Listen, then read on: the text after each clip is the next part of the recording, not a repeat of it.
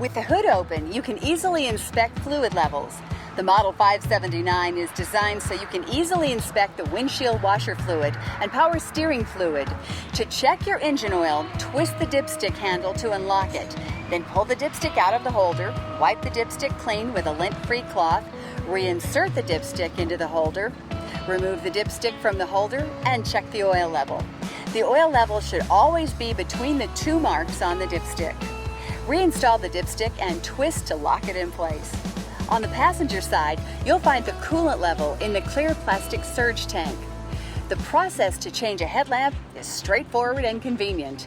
Open the hood, locate and open the access panel on the inside of the fender well, find the lock ring of the headlamp bulb holder, twist counterclockwise to loosen, and pull out the holder and bulb. When replacing a bulb, be careful not to touch the glass of the replacement bulb, as it may cause premature bulb failure. To replace the bulb, connect it to the wiring harness. Reassemble in reverse order.